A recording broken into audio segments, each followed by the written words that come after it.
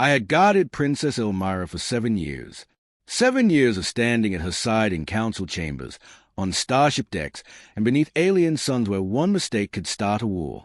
I was human, Daniel Cross, security attaché from Earth. Replaceable, forgettable, temporary. She was none of those things. Elmira was elegance wrapped in authority. Silver-violet skin, eyes like distant galaxies, posture trained from birth to hide emotion. The galaxy bowed to her bloodline. I bowed because it was my job. But love doesn't care about rank. I loved her quietly, patiently, hopelessly. The night everything changed, we stood alone on the palace balcony. Below us, the capital glowed like a sea of stars. Tomorrow, she would announce a political marriage to a noble from House Varen. I wasn't supposed to speak. "I've loved you for years," I said anyway. The words felt like jumping into vacuum. She turned slowly. Her expression didn't crack. No anger, no embarrassment, no polite rejection. Just silence. I waited for dismissal, for guards, for exile. Instead, her breath hitched. "Daniel," she whispered, voice unsteady, "you should not say such things." "I know," I replied. I just couldn't carry it anymore. Her hands trembled. That was when I realized this was not the reaction I had expected. Elmira didn't walk away. She didn't call for guards. She sat down, royal composure shattered like glass. "You think I didn't know," she said softly.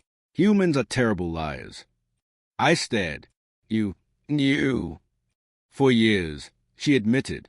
"I saw it in the way you positioned yourself between danger and me, in the way you never looked away when others did." My heart sank. "Then why?" "Because I was afraid," she said. "That stunned me more than anger ever could.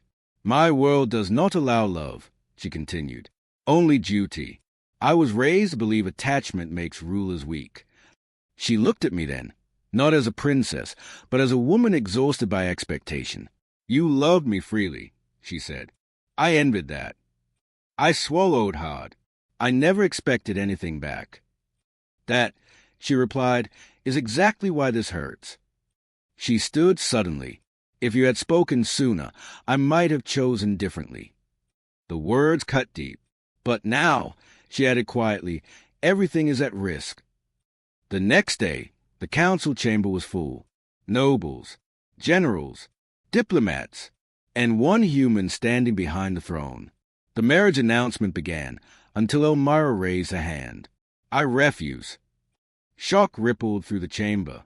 Gasps, shouts, fury. The alliance, one law began, was built on fear, Elmira interrupted. Not loyalty. She turned to me. "Daniel Cross has served me without ambition, without demand, and without fear." The council laughed. "A human cannot stand beside a Cellarith ruler." Elmira's eyes burned. "Then you have misunderstood humans." She stepped down from the throne and took my hand. "I choose the one who chose me without obligation." Silence fell like gravity. The alliance shattered. Threats were made. War was promised. And I stood shaking, not from fear, but from the weight of what she had done. The galaxy expected chaos. Instead, they saw resolve. Human fleets mobilized, not to conquer, but to defend. Treaties shifted. Neutral systems rallied. The idea that a princess would abandon power for love terrified the old regimes. Elmira didn't apologize. She ruled differently, with transparency, with partnership. And me? I remained at her side, not as a god, but as an equal. One night, years later, she rested her head against my shoulder. "You shocked me that day," she said softly. I smiled. "You shocked the galaxy." She laughed. "Humans do that."